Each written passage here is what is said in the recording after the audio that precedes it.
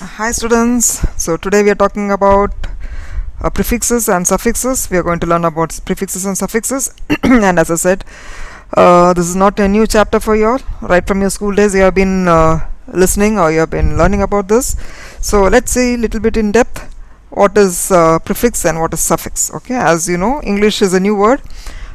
English as such is a new language, like compared to Tamil. Tamil, everybody knows it's one of the ancient language, yeah, and compared to that, English is very new. So when we say new, so obviously it's going to borrow words from other older languages like Greek, Latin, French, Hebrew. So many of it's a culmination of all these words comes to a new word called the English, right? So in this, let's see what is something called as affix. Yeah, so it's a morpheme or a linguistic element that cannot be divided. Okay, it's fixing, that is affixing is to fix, which can coin or it can come out with a new word. So affixing is one of the ways of coining new words according to dictionary. Like you have a solo word and then you have another single word. When you coin them, you come across entirely a new different word. So those kind of words are called as affixing. Okay, it's a set of letters that is already added at the beginning or end of the root word or a main word to modify its meaning or the way it is used. Let's see. So two types of affixes are there. Okay, affixing is nothing but fixing either in the beginning or at the end. So when you have something at the end, you call it a suffix. When you are adding letters at the main word or at the root word at the end of it, it's called a suffix. Whereas when you are adding a letter or a word at the beginning of the main word or the root word, it's called as prefix. So remember that pre is at the beginning and suffix is towards the end, towards the tail end, yeah, after the word. Okay, so prefix, as I said, is a syllable or syllables added to the beginning of a word. So a few examples are given here. A letter A is a single syllable plus cross. Okay, when I say cross, what comes to your mind generally? Like crossing the road, crossing the river, crossing the pathway. But when I say across, the meaning entirely changes here. So like it's not crossing the road. It's like almost like somebody standing at the other end of the road. You can say my friend is across the road. Yeah, the boat is across the river. Yeah, you say beyond that, that is after that particular thing. Here the meaning changes. Across meaning is different, across the meaning is entirely different. Same way comes here abroad. Yeah, a plus broad. Broad is opposite of narrow. Yeah, and whereas when I say abroad, obviously the first imagination is foreign. Okay, I need to go abroad for my higher studies, you can say that. And whereas Broadway, width, yeah, we're talking about breadth and width, that broadness we can talk about. Here the when you add just a letter A, you get a altogether different word. Ab plus use, we all know what is the meaning of use. Use your pen, use your book, use so and so. But when I say abuse, yeah, you know what is the meaning of abuse, right? So like torture, or you are abusing your power, misusing your power. Yeah, those kind of like child abuse, you would have heard about those kind, commonly used in your daily life newspapers and news readings. So those kind of words, the meaning is different here. Rewrite. Okay, re is to do again, and when I say write, so here the meaning is rewrite is once again repeat what you have written. And the commonly used prefixes are im, im, and it can be in, and it can un, dis. All these are what you call negative prefixes, beginning used at the beginning of the main word, root word. To change the meaning of the words, just the opposite. Okay, so we have a word called proper. By adding im, you are giving the opposite word of that, improper. Same here, you know, the actual word or the root word is possible. By just adding im, you make it as impossible. In plus appropriate. Okay, appropriate is the main root word. By adding in, you give a opposite meaning. Employment, and by adding un, it becomes unemployment. Connect, by adding dis, it becomes disconnect. And change the following words to have an opposite meaning depending in the depending on the following prefixes. A small quiz to get your understanding right. Let's see how many of you get this right. We have few 8 letters, and options are to be used as im, in, and, or un for all these words. And let's see how we are getting it right. Okay, so I'll give you 1 minute time. Let's see how fast we can do. Yeah, your time starts now.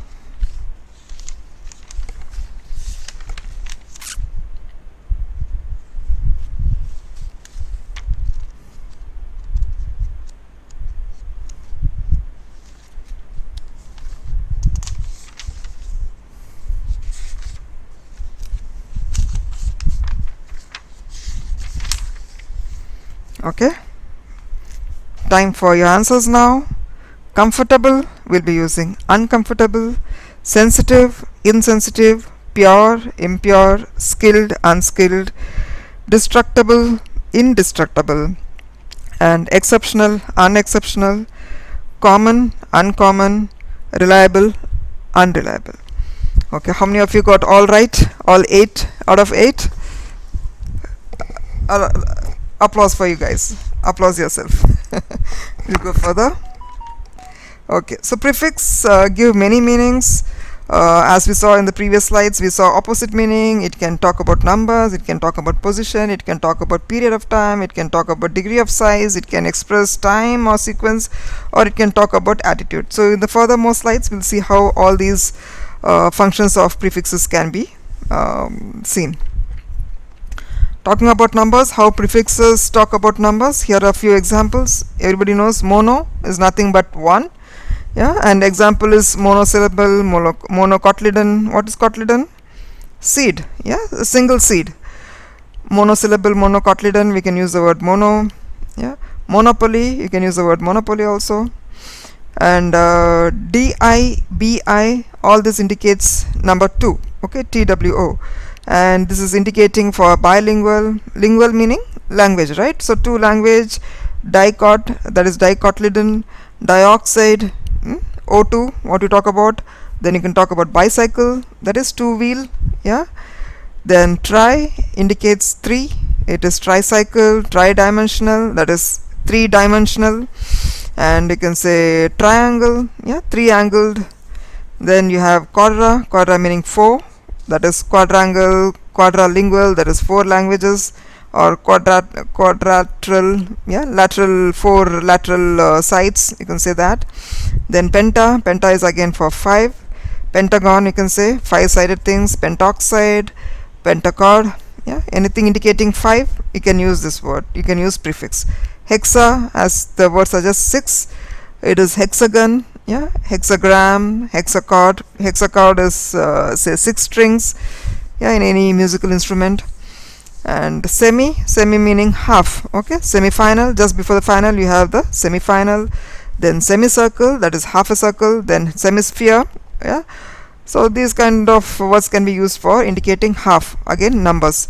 Uni meaning same, that is unilateral, on both sides you are equal side. If you have seen nowadays, you have those parlors, no, unigender parlors, where both men and women are allowed. As a family you can have go to the parlor. Okay, unigender. Then multi meaning many. Okay, multilingual, multiracial, like places, all the metros like Delhi, Mumbai, Chennai, you can see, or even for that matter Kolkata. It's a multiracial place, you know, you have a lot of other people staying, the other race people staying together. So you use the word multiracial. Yeah, multilingual. India is a multilingual nation. Poly meaning several. Polytechnic, polygame, polyglot, polymorphous. So these are the prefixes which can indicate, or you can use for indicating numbers. Prefixes which give opposite meaning, which we have already seen in the previous slides, is once again a few more new words that gives just the opposite. So controversy, yeah, contra, contravene, decapitate, discard or disinterested, inefficient, illegal, impeccable, irreparable, mispronounce, misanthrope or misleading. Okay, so all using these words you can convert the word into a opposite meaning words. And we come to the next slide. Here we talk about meanings of positions. Okay, supersonic, when I say super, it's talking about above or top layer. Okay, and when I say sub, it is below or lower. And infra is infrastructure, again talking about the positions. Undergraduate, that means you not yet completed your graduation. Postgraduate, you can use, that is you have after completion your graduation. Postscript, that is a script is written and after. So all this talks about various positions, right?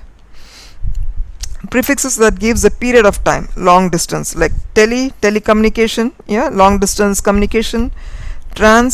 Transcontinental, yeah, and then antedate. These all talk about period of time and long distance. Prefix which give degree of size. Okay, here we come across various sizes, maybe small, big, large, extra large, and all that stuff. So extraordinary, yeah, which is not ordinary but extraordinary. Micro, as I said, it's a small, something very small. Microprocessor. Macro is large. Okay, macrocosm. Then outnumber is enormously larger number. Outnumber, that is you have expected, you are arranged for a program and then you have crowd more than that you expected, you can say outnumbered.